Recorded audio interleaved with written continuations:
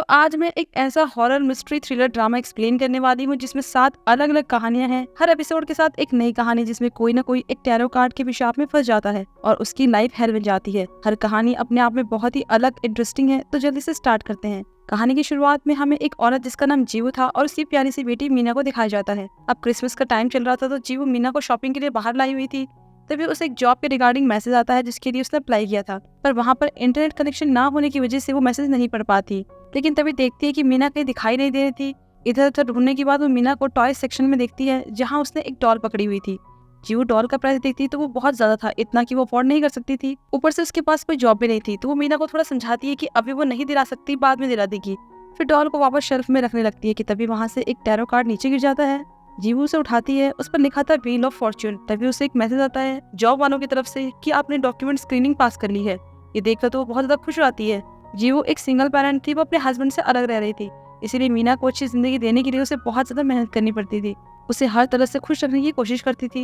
एक दिन वो उसे पीटर पैन और फेरी की कहानी सुनाती है और पूछती है कि क्या तुम भी फेरी में बिलीव करती हो। वो कहती है हाँ। जीवू कहती है ये तो बहुत अच्छा है, हम सबके दिल में एक फेरी होती है, लेकिन जो इस पर बिलीव नहीं करता उसके अंदर से फेरी गायब हो जाती है। मीना कहती है कि फिर हम उसे कभी नहीं देख पाएंगे। तो वो कहती है हाँ, इसलिए तुम हमेशा फेरी पर भरोसा रखना। फिर वो पूछती है कि आज तुमने लिली के साथ नहीं खेला।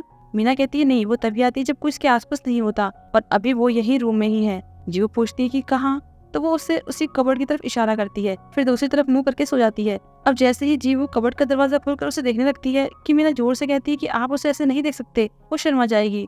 तो वो हंसने लगती है और चली जाती है। फिर अगले दिन दिखाया जाता है कि जीवू अपनी माँ की हेल्प करने के लिए उनके पास आई हुई थी। फिर वो उन्हें बताती है कि मीना आजकल कहानियां बनाने लग गई है, लगता है कि वो एक नॉवेलिस्ट बनेगी। फिर उसकी माँ उसकी जॉब को लेकर पूछने लगती है, तो वो कहती है कि आप चिंता मत करो, मैं ढूंढ लूंगी। वो टैरो कार्ड अभी भी उसके पास ही था, तो वो नेट पर इसके बारे में सर्च करने लगती है।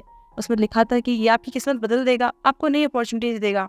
इससे उसे अच्छा फील होता है, तो वो एक सुपरमार्केट में इंटरव्यू देने के लिए पहुंच जाती है। वहाँ का मैनेजर उससे वर्क एक्सपीरियंस के बारे में पूछता है, तो बताती है कि मैंने 3 महीने तक कन्वीनियंस स्टोर में पार्ट टाइम जॉब की। पर वो बहुत रूली बात कर रहा था, कहता है कि यहाँ की जॉब उससे बहुत अलग है। अगर तुम सिर्फ कॉलेज ग्रेजुएट होकर यहाँ सर्वाइव करने की सोच रही हो तो छोड़ दो, यहाँ जो पहले से है वो यूनिवर्सिटी ग्रेजुएट है। और फिर बाद में ये भी कहता है कि तुम्हें यहाँ आना है तो क्रिसमस पे भी काम करना पड़ेगा, यानी कि कल क्रिसमस पे यहाँ बहुत काम होता है। ये सुनकर पहले तो वो सरप्राइज होती है कि कल तो छुट्टी होनी चाहिए, लेकिन फिर उसे बुरा लगता है क्योंकि वो क्रिसमस के दिन अपनी बेटी के साथ रहना चाहती थी, पर मुश्किल से उसे जॉब मिली थी तो अब इसे भी नहीं छोड़ सकती थी। उसके पास कोई ऑप्शन नहीं था, इसलिए घर जाकर वो अपनी माँ को कॉल करती है कि क्या मैं मीना को कल आपके पास छोड़ दूँ।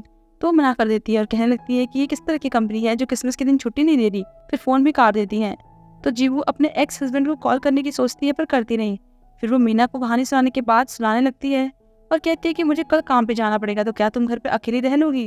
वो कहती है हाँ मैं रह लूंगी। तब वो कहती है कि मैं लंच पैक कर दूंगी तो तुम खा लेना। मीना कहती है कि क्या मैं अपने फ्रेंड को बुला सकती हूँ। जीवू कहती है कौन, लिली। तो वो हाँ में सिर हिलाती है। जीवू कहती है हाँ उसे तुम ला सकती हो, लेकिन किसी के लिए भी दरवाजा मत खोलना। अगर कोई डोरबेल बजाए या दरवाजे को नॉक करे तो एकदम चुपचाप रहना, ऐसे दिखाना जैसे कोई घर पे नहीं है, ओके। वो पूछती है क्यों। तो जीवू कहने लगती है कि कोई आएगा तो लिली को अच्छा नहीं लगेगा ना, इसलिए। फिर वो सो जाती है। अगले दिन जीवू काम पर पहुंच जाती है तो उसकी कलीग उसे काम के बारे में समझाने लगती है कि अगर कोई अपना सामान भूल जाए तो उसकी कस्टमर सर्विस में उसकी रिपोर्ट करनी है, लेकिन अगर ऐसा लगे कि वो वापस नहीं आएगा तो सामान को काउंटर के नीचे रख देना। कुछ अमीर लोग होते हैं जो ऐसे छोटे मोटे सामान के लिए वापस नहीं आते, तो उसे साफ कर लेना, यानी कि चुपचाप अपने पास रख लेना। थोड़ी देर बाद जीवू के साथ ऐसा ही होता है। एक औरत गलती से अपनी डॉल वहीं भूल जाती है। जीवू उसे आवाज भी देती है पर कोई फायदा नहीं होता क्योंकि वो औरत जा चुकी थी। तब जीवू अपनी कलीग की बात याद करके मीना का सोचकर उसे काउंटर के नीचे रख देती है। अब उसे मीना की याद आ गई थी तो उसे कॉल करती है, पूछती है कि तुमने खाना खा लिया और लिली के साथ मजे हो रहे हैं या नहीं। तो मीना कहती है कि आज मैं लिली के साथ नहीं हूँ। वो पूछती है फिर कौन है, तो वो बताती है कि मैं सेंटा क्लॉज के साथ खेल रही हूँ। जीवू थोड़ा डर जाती है, कहती है कि तुमने दरवाजा तो नहीं खोला ना। लेकिन फिर वो ये सुनकर और भी ज्यादा डर जाती है जब मीना ये कहती है कि वो दरवाजे से नहीं चिमनी से आया। इतने में उसके पास एक कस्टमर आ जाता है तो वो मीना से कहती है कि मैं थोड़ी देर बाद बात करती हूँ, पर वो इतनी बिजी हो गई थी कि कॉल नहीं कर पाई। और फिर लंच टाइम में मीना को मैसेज करती है कि तुम ठीक तो हो ना। वो रिप्लाई करती है सेंटा ने मुझे एक गिफ्ट दिया। जीवू की कलीग उससे कह रही थी कि जल्दी खाना खा लो नहीं तो बाद में टाइम नहीं मिलेगा, लेकिन वो तो डरी हुई थी। मीना से पूछती है कि क्या गिफ्ट दिया। तब वो एक डॉल की फोटो भेजती है। जीवू सेंटा क्लॉज के बारे में पूछने लगती है कि वो कैसा दिखता है, रेड सूट और सफेद दाढ़ी ना। तो वो कहती है नहीं। अब वो कुछ और पूछे, इतने में मैनेजर आ जाता है और इस पर गुस्सा करने लगता है कि तुम क्या पिकनिक मनाने के लिए यहाँ आई हो, खाना खाने आई थी या फोन चलाने। मैं समझाया था ना कि आज बहुत काम है तो यहाँ से निकलो और काम पे लग जाओ। वो बेचारी तो खाना खाए बिना ही फिर से काम पर लग जाती है, पर जैसे ही बीच बीच में टाइम मिल रहा था मीना से बात कर रही थी। उसे कहती है कि सेंटा को जाने को बोलो। तो मीना कहती है कि नहीं, अभी मेरा ट्रांसफॉर्मेशन होने वाला है, ये सब पढ़ पढ़ के तो जीवू का दिल ही बैठा जा रहा था। तभी फिर से मैनेजर आ जाता है और गुस्सा करने लगता है कि तुम फिर से फोन में लग गई, काम क्यों नहीं कर रही हो। तो जीवू कहने लगती है कि मुझे बहुत जरूरी काम से घर जाना है, क्या मैं जा सकती हूँ। लेकिन वो कहता है कि पहले तुम जॉब के लिए भीख मांग रही थी और अब जब मिल गई है तो घर जाना चाहती हो। लेकिन वो माफी मांगने लगती है और जोर देती है कि मेरा जाना बहुत जरूरी है। तो कहता है ठीक है, मैं तुम्हें 35 मिनट देता हूँ, इसके अंदर तुम्हें जाकर वापस आना होगा, नहीं तो यहाँ जॉब करना भूल जाओ। उसने जानबूझकर इतना टाइम दिया ताकि वो अपनी तरफ से सही रहे, लेकिन वो अच्छे से जानता था कि इतने टाइम में कोई जा भी नहीं सकता, तो वापस आना तो दूर की बात है। तो जीवू मीना को कॉल करती है लेकिन वो उठा नहीं रही थी, तो वो अपने एक्स हस्बैंड को कॉल करती है और उसे मीना के पास जाने को बोलती है। लेकिन वो कहता है कि मैं अपने आप में परेशान हूँ, तुम मुझे और कर रही हो। तो वो कहती है कि मीना प्रॉब्लम में है, तो मैं तुम्हें घर का पासवर्ड भेज रही हूँ, बस मुझे बता देना कि वो ठीक है या नहीं। लेकिन वो कहता है कि मैं तो बाहर आया हुआ हूँ। उसे गुस्सा आ जाता है, उस पर चिल्लाने लगती है, गाली देने लगती है कि मैं यहाँ अकेले काम कर रही हूँ और तुम फिर से बाहर जाकर लड़कियों के साथ ऐश कर रहे हो। फिर गुस्से में फोन काट देती है। उसे कुछ समझ नहीं आ रहा था कि इतने में उसे मीना का वीडियो कॉल आता है। अपनी बेटी को सही सलामत देखकर वो बहुत राहत की सांस लेती है। तब मीना उससे अपना डांस दिखाने लगती है, पर अचानक ही जीवू को एहसास होता है कि वो सच में अकेली नहीं है, क्योंकि कोई और भी है जिसने फोन पकड़ा हुआ था। वो पूछने ही लगती है कि कॉल कट हो जाती है। ये सब देखकर तो उसके होश उड़ जाते हैं। वो मैनेजर को फिर से घर जाने को बोलती है, लेकिन वो उसे वही डॉल सेट दिखाकर कहता है कि तुम जा सकती हो, लेकिन पहले इसे एक्सप्लेन करना होगा। फिर उसे साइड में ले जाकर पूछता है कि काउंटर के नीचे क्या कर रहा था। वो कहती है कि एक कस्टमर भूल गई थी और मैंने सोचा वो वापस आकर ले जाएगी, लेकिन वो आई नहीं और मेरे पास इसे रिपोर्ट करने का टाइम नहीं था। तो वो ताने मारने लगता है कि फोन में लगने का तो बहुत टाइम है, लेकिन इसका नहीं है। वो कहती है मेरी बेटी घर में अकेली है, इसलिए मुझे उसकी फिक्र हो रही है। तो वो कहता है कि तुम अकेली नहीं हो, यहाँ सबके बच्चे हैं। इतने में जीवू को कॉल आने लगती है, पर मैनेजर फोन ही छीन लेता है। कहता है कि मैं बात कर रहा हूँ और तुम्हारा ध्यान फोन पर है। वो गिड़गिड़ाने लगती है कि प्लीज मुझे मेरी बेटी से बात करने दीजिए, लेकिन वो सुनता ही नहीं। कहने लगता है कि मुझे अच्छे से पता है कि तुम ये डॉल चोरी करने की सोच रही थी, अब मैं सीसीटीवी चेक करके ही तुम्हें ये फोन दूंगा। और फिर चला जाता है। लेकिन सीसीटीवी से ये पता नहीं लग रहा था कि वो उसे चोरी करने की सोच रही थी, क्योंकि उसमें दिखाई दे रहा था कि उसने कस्टमर को आवाज दी थी। पर इन सब से अब जीवू के सब्र का बांध टूट गया था। वो मैनेजर से कहती थी कि मैं तुम्हारे खिलाफ पुलिस में केस करूंगी कि तुमने मेरा फोन लिया। ये सुनकर वो फटाफट से पॉकेट से फोन निकाल देता है। तब जीवू उससे फोन छीन कर कहती है कि अगर मेरी बेटी को कुछ हुआ तो मैं तुम्हें मार डालूंगी। बाहर निकलते ही वो मीना को कॉल करती है कि सब ठीक तो है ना। तो वो कहती है कि आज मैंने दिन भर सेंटा के साथ खेला, डांस किया, उसने मुझे मैजिक भी सिखाया। पर जीवू गुस्सा करने लगती है कि सेंटा वेंटा कुछ नहीं होता, और क्या अभी भी तुम्हारे साथ कोई है। तो वो कहती है नहीं, अभी मैं अकेली हूँ। फिर जीवू फटाफट से घर पहुंचती है। बाहर उसके जूते देखकर उसे लगता है कि वो घर में ही होगी। उसे आवाज देकर कहने लगती है कि आओ चलो खाना खाते हैं। लेकिन मीना अपने रूम में नहीं थी। उसे लग रहा था कि शायद मीना हर बार की तरह इस बार भी हाइड एंड सीक खेल रही है। वो उसे बेड के नीचे, दरवाजे के पीछे हर तरफ ढूंढने लगती है, और फिर लास्ट में जैसे ही कबर्ड खोलती है तो उसके अंदर अजीब सी फोटो देखकर डर जाती है, जिसमें सेंटा क्लॉज की तरह कपड़े पहना एक बहुत ही अजीब डरावना आदमी एक बच्ची का हाथ पकड़े हुए था। ऐसा लग रहा था जैसे वो उसे अपने साथ कहीं नहीं जा रहा हो। तब जीवू पूरे घर में मीना को ढूंढने लगती है। उस टाइम से फर्श पर पीटर पैन की ड्रेस दिखाई देती है, जो वीडियो कॉल के टाइम मीना ने पहनी हुई थी, और उसके नीचे पीटर पैन की स्टोरी बुक थी जिसे वो मीना को सुनाया करती थी। इसे पढ़ने के बाद उसे पता चलता है कि इस कहानी की एंडिंग बहुत ही दर्दनाक थी। और यहाँ एक बहुत बड़ा सस्पेंस खुलता है कि जब जीवू मीना से फोन पर बात कर रही थी, तब असल में वो एक ऐसे नंबर पर कॉल कर रही थी जो एग्जिस्ट ही नहीं करता, क्योंकि ये जो अब तक हो रहा था वो सब बस उसकी इमेजिनेशन थी, क्योंकि वो मीना को बहुत पहले ही हो चुकी थी। उसके एक्स हस्बैंड ने ये नहीं कहा था कि मैं बाहर हूँ, बल्कि ये कहा था कि मीना के जाने के बाद मैं खुद भी बहुत मुश्किल टाइम से गुजर रहा हूँ। और जब उसने अपनी माँ से मीना को अपने साथ रखने के लिए कहा था, तब वो एक्चुअली में ये कह रही थी कि प्लीज अब मुझे ये स्टोरी बुक्स मत भेजना। मतलब कि जो अब तक वो बोल रही थी, लोगों से बातें कर रही थी, वो सब उसका भ्रम था। इस सच का एहसास होने के बाद वो एकदम टूट जाती है और कहने लगती है कि मीना तुम कहाँ हो। इसी के साथ ये कहानी और एपिसोड यहीं पर खत्म होता है। तो कहानी की शुरुआत में हमें एक कपल को दिखाया जाता है जिनकी वेडिंग हो रही थी। वेडिंग में उनके फ्रेंड्स आए हुए थे और ग्रूम के साइड से उसका फ्रेंड मिनचेन आया हुआ था। अब फोटो वगैरह खिंचवाने के बाद ग्रूम फटाफट से वॉशरूम जाता है क्योंकि उसे वॉमिटिंग आ रही थी। तब मिनचेन कहने लगता है कि क्या वो शादी को लेकर नर्वस हो रहे हो क्या। वो कहता है नहीं, मेरी बस तबीयत खराब है। वो कहता है कि हाँ, अब तो तुम्हारा टाइम भी आ गया है, शादी हो गई है तो बूढ़े हो रहे हो ना। तो वो उससे पूछता है कि तुम यूमी से कब शादी कर रहे हो। वो कहता है कि बस एक बार पेरेंट्स की मीटिंग हो जाए, उसके बाद हम इसी साल डेट फिक्स कर देंगे। तब वो कहता है कि शादी के लिए जल्दबाजी मत करना, आजकल बहुत सी अच्छी कंपनी है, तो तुम शादी करने से पहले कंसल्टेशन ले लेना। मिनचेन कहता है कि ठीक है, मैं देख लूंगा। फिर ग्रूम के जाने के बाद वहाँ पर उसे एक कार्ड मिलता है जिसमें कपल मैनेजर लिखा हुआ था। तब वो कार्ड पर लिखे हुए एड्रेस पर पहुंच जाता है। वो बड़ी अजीब सी जगह थी और वहाँ पर एक कार्ड की पेंटिंग बनी हुई थी। इतने में वहाँ एक औरत आती है और बताती है कि इस पेंटिंग का नाम हर्मिट है। वो पूछता है कि आप ही मैनेजर हो। वो कहती है हाँ, और बताती है कि जो पेंटिंग है वो बहुत ही पावरफुल है, दुनिया को रोशन करती है, उन्हें राह दिखाती है। वो कहता है कि मैं इन चीजों में बिलीव नहीं करता। उसके बाद वो अपने काम की बात पर आ जाते हैं। तब मिनचेन उसे अपनी और यूमी की प्रोफाइल दिखाता है, तो वो अच्छे से उनकी क्वालिफिकेशन और स्टेटस वगैरह को देखकर बताती है कि तुम दोनों की क्लास में अभी बहुत ज्यादा डिफरेंस है, मतलब तुम दोनों का लेवल काफी अलग है। यूमी यंग है और तुमसे ज्यादा अच्छी कंपनी में काम करती है, वो तुमसे ज्यादा बेटर है। वो कहता है कि इसमें लेवल वाली क्या बात है, हम तो वैसे भी शादी करने के लिए तैयार हैं। वो कहती है ऐसा नहीं है, शादी में आपको हर चीज़ पहले देखनी पड़ती है कि कहीं आगे कोई दिक्कत ना हो। उसे गुस्सा आ जाता है कि शादी कंसल्टेशन वाली जगह है या फिर शादी तोड़ने वाली जगह। वो कहने लगती है कि सिर्फ मैं ही हूँ जो तुम्हारी प्रॉब्लम सॉल्व कर सकती है। वो कहता है कि मेरे पास कोई प्रॉब्लम नहीं है, मुझे तो यहाँ आना ही नहीं चाहिए था, और फिर गुस्से में जाने लगता है। तो वो कहते हैं कि रुक जाओ, अगर तुम ऐसे चले गए तो तुम्हारी शादी में बहुत ज़्यादा प्रॉब्लम हो जाएगी। फिर ये सीन यहीं पर कट होता है। अगले सीन में दिखाया जाता है कि मिन चैन यूमी को लेकर बाहर आया हुआ था। उससे कहता है कि हमने शादी में जो लेने देने वाली चीज़ें हैं, यानी कि दहेज के बारे में तो कोई बात ही नहीं की, तो क्यों ना पेरेंट्स की मीटिंग से पहले हम लोग इस बारे में डिस्कस कर लें। वो इस बात को काट कर ये कहने लगती है कि तुम अपने डैड से कहो ना कि हमें यहाँ पर एक नया घर दिला दे। मैं नहीं चाहती हूँ कि हम हमारी नई लाइफ को एक किराए के घर में शुरू करें। तब उसे याद आता है कि कपल मैनेजर ने ऐसा ही कहा था। उसने कहा था कि जब तुम दहेज की बात छेड़ोगे तो वो टॉपिक को चेंज करके शादी को लेकर बात करने लगेगी। तब वो कहता है कि ठीक है, मैं डैड से बात करता हूँ। फिर कहता है कि मैं सोच रहा हूँ कि शादी की डेट फिक्स करने के लिए हम अगले सैटरडे पेरेंट्स की मीटिंग रखें। वो कहने लगती है कि तुम्हें इतनी जल्दी क्या है, शादी के बारे में वैसे भी आराम से सोचेंगे। और फिर ये कहने लगती है कि मेरी फ्रेंड्स तो ये बोल रही थी कि बहुत सारे लोग हैं जो बिना शादी के भी खुश हैं, कभी कभी तो मुझे भी यही सही लगता है, और स्माइल करने लगती है। लेकिन मिन चैन को तो गुस्सा आ रहा था क्योंकि कपल मैनेजर ने उससे सिर्फ यही कहा था कि जब तुम शादी की बात को लेकर डिस्कस करोगे तो वो बात ही घुमा देगी और मजाक उड़ाने लगेगी। कपल मैनेजर ने तो ये भी कहा था कि जॉब लगने से पहले वही थी जिसे शादी की जल्दी थी, लेकिन जॉब लगने के बाद वो बदल गई, और ये बात बिल्कुल सही थी, इसलिए उसे उस पर यकीन हो जाता है। तो फिर वो उसके पास चला जाता है, कहता है कि अब मुझे क्या करना चाहिए। वो कहती है कि तुम चिंता मत करो, मैं तुम्हारी हेल्प करूंगी, मेरे अपने तरीके हैं, मुझ पर भरोसा रखो और वही करो जो मैं कहूँगी। तुम बस अपनी शादी की तैयारियां करो क्योंकि तुम दोनों जल्द ही वेडिंग हॉल में मिलोगे। फिर उससे एक कॉन्ट्रैक्ट साइन करवाती है और साथ ही एक पेन ड्राइव देती है कि इसे यूमी के मोबाइल में लगा देना ताकि वो फ़ोन हैक करके सारी डिटेल ले ले। इसके बाद ये घर जाता है और जब यूमी और ये दोनों साथ में बैठे हुए थे तो जानबूझकर उसके कपड़ों पर कोल्ड ड्रिंक गिरा देता है। अब कपड़े साफ करने के लिए वो वॉशरूम चली जाती है तो ये फटाफट से वो पेन ड्राइव उसके फ़ोन में लगा देता है, और फिर असली खेल यहाँ से शुरू होता है। पर इसे ये बिल्कुल भी आइडिया नहीं था कि ये जो कर रहा है बाद में इस पे ही भारी पड़ेगा। अगले दिन जब ये ऑफिस में काम कर रहा होता है तब उसी कपल मैनेजर का मैसेज आता है। उसने यूमी के फ़ोन चैट की स्क्रीनशॉट भेजी हुई थी और उसमें यूमी की फ्रेंड एक तो मिन चैन की बुराई कर रही थी कि वो तो तुमसे बहुत बड़ा है और इतना भी कुछ खास नहीं है, और फिर ये भी कह रही थी कि मेरा एक कजिन है जो ज़्यादा बेटर है और रिच भी है, तो अगर तुम कहो तो मैं तुम्हारी शादी के बाद उससे कर दूं। तो इस पर यूमी मना करने के बजाय ये रिप्लाई करती है कि उसे किसी और से मत मिलवाना, मेरे लिए रखना। ये सब देखने के बाद उसे बहुत ज़्यादा बुरा लगता है, इसलिए शाम को घर जाता है तो यूमी की क्लोज होने की कोशिश करता है।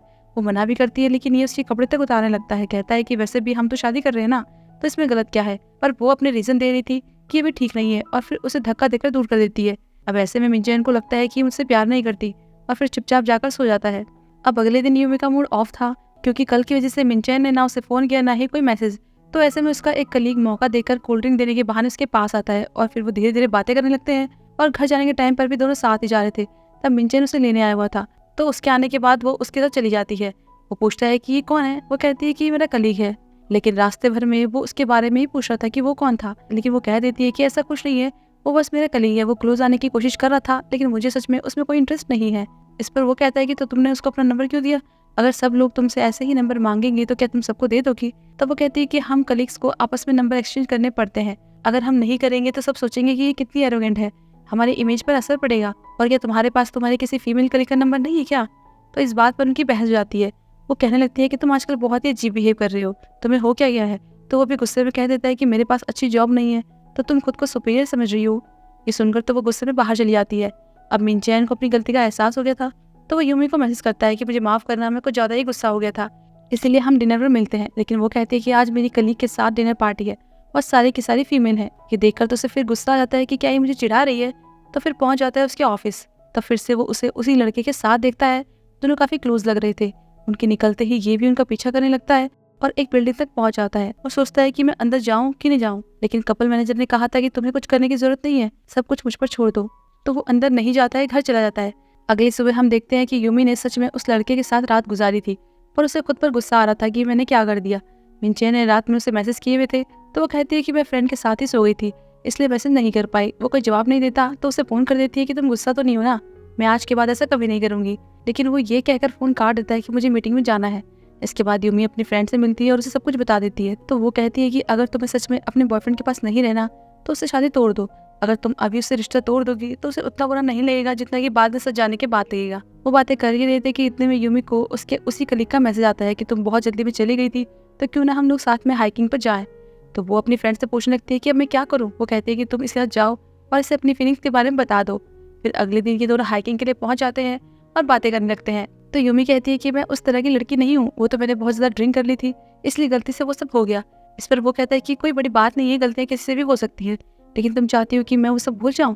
तो अचानक से यूमी का पैर मुड़ जाता है, उसका फोन नीचे गिर जाता है, उसमें से उसकी और मिनचैन की फोटो गिर जाती है। तब वो उसे उसके बारे में भी बता देती है। फिर पूछती है कि क्या तुम्हें मैं पसंद हो। वो कहता है कि हाँ, मुझे तुम बहुत ज्यादा अच्छी लगती हो।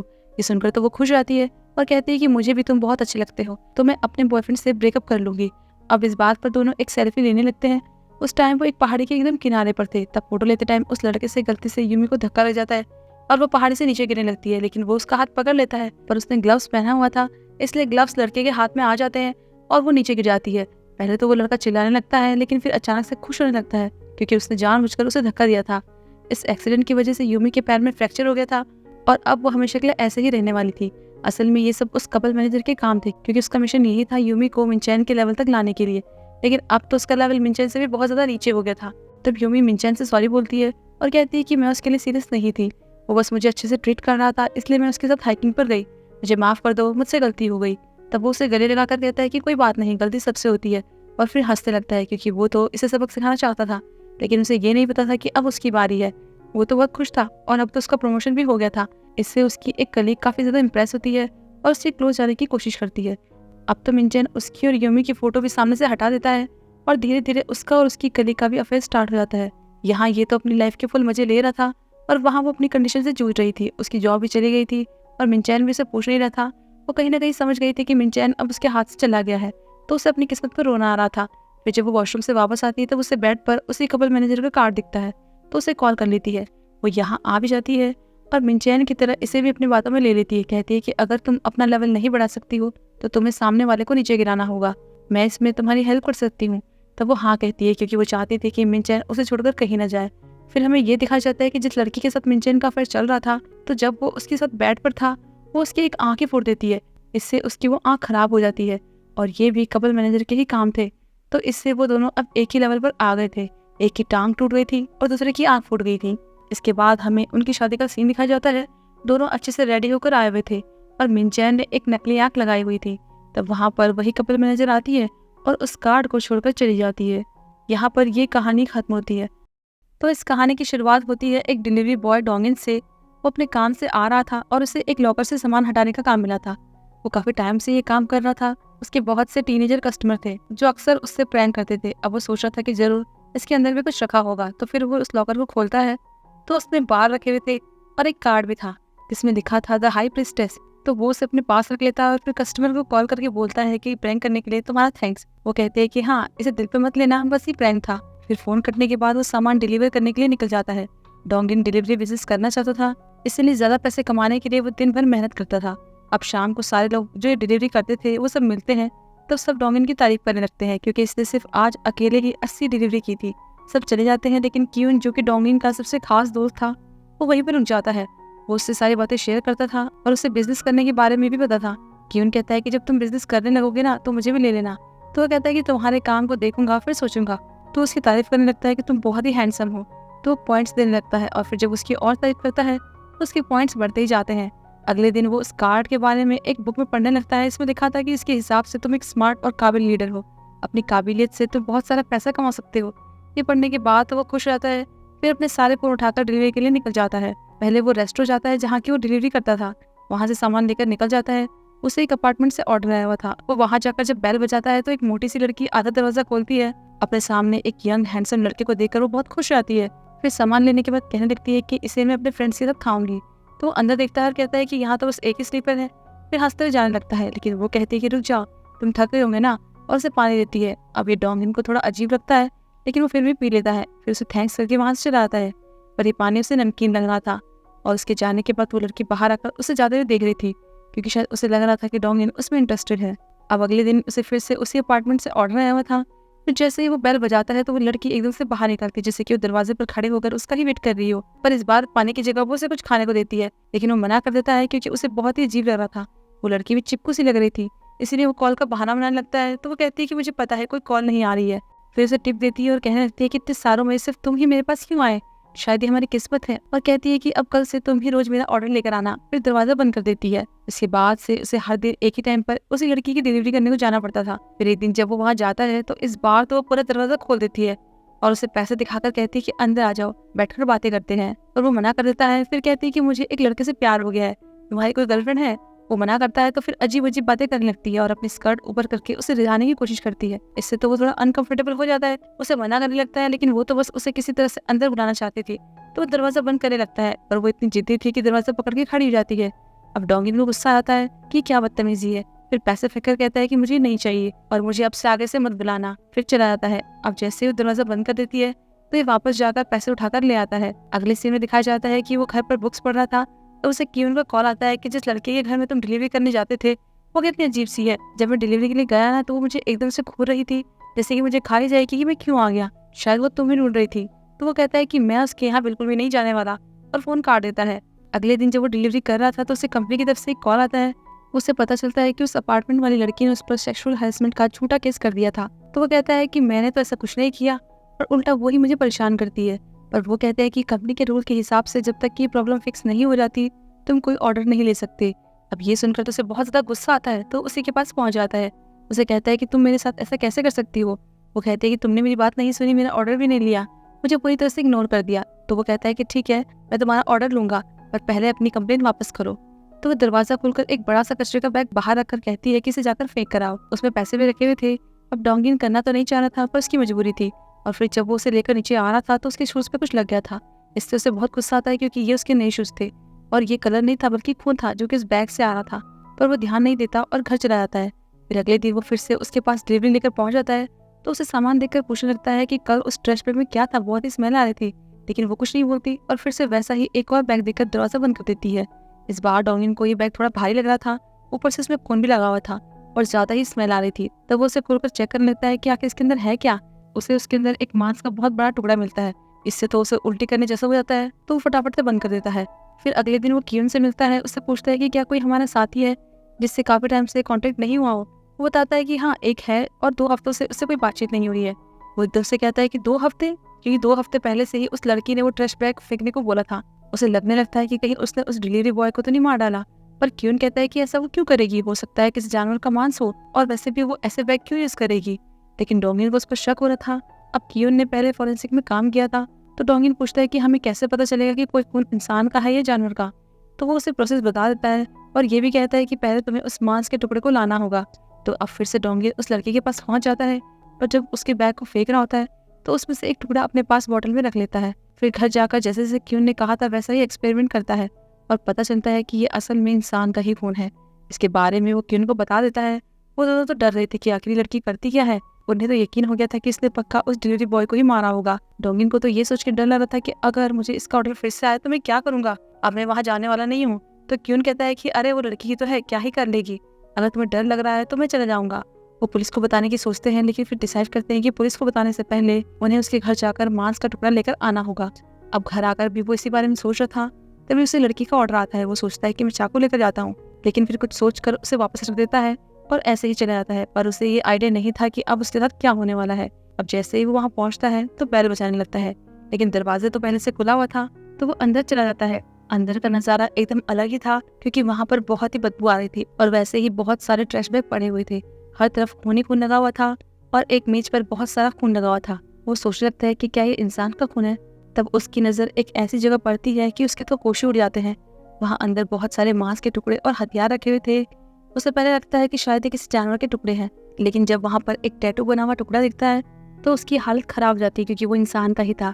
उसे तो उल्टी आने लगती है। इतने में एक लड़की की आवाज़ आती है। वो कहती है कि तुम्हें पतली लड़कियां पसंद है ना, क्या अब मैं एक लड़की लग रही हूँ। तो जब वो उस लड़की को देखता है तो उसके रोंगटे खड़े हो जाते हैं, क्योंकि वो लड़की एकदम खून में लथपथ हो रही थी और उसकी पूरी बॉडी में जगह जगह कट के निशान थे। असल में ये वही मोटी लड़की थी और इसने खुद को पतला करने के लिए अपनी बॉडी को जगह जगह से काट दिया था ताकि वो डिलीवरी बॉय इसे पसंद करे। अब ऐसे में कोई किसी को देखेगा तो डर ही जाएगा, तो ये भी डर के मारे चिल्लाने लगता है। और जब वो उसके पास आने लगती है तो भागने की कोशिश करता है। ऐसे में उसका पैर माउस ट्रैप में फंस जाता है और वो वहीं गिर जाता है। उसे इतना दर्द हो रहा था कि वो खड़ा भी नहीं हो पा रहा था। वो लड़की उसके पास आती है और वो सच में बहुत ही ज्यादा घिनौनी लग रही थी। तब वो एक सुई उठाकर उसकी तरफ ले जाने लगती है और ये सीन यहीं पर कट होता है। फिर अगले दिन एक दूसरा डिलीवरी बॉय डिलीवरी के लिए यहाँ आता है तो अंदर से वही लड़की कहती है कि दरवाजा खुला है तो आप अंदर आ जाओ। वो थोड़ा सा अंदर जाकर कहता है कि क्या मैं इसे यही रख दूँ। तब वो उससे थोड़ा और अंदर आने के लिए कहती है और वो डर तो रहा था फिर भी अंदर आ जाता है। तब उसे भी वहाँ पर वो सब चीजें दिखती है और एक नोट लगाया हुआ था कि मेरा कुत्ता भौंकता नहीं है। वो थोड़ा अंदर जाता है तब वहाँ पर वो डोंगिन को खून से सना हुआ और उसकी पूरी बॉडी में कटे हुए निशानों को देखता है। उसे कुत्तों की तरह बिठाकर एक जंजीर से बांधा हुआ था, उसका मुंह भी सिला हुआ था और वो तो खाना भी एक पाइप के थ्रू ले रहा था।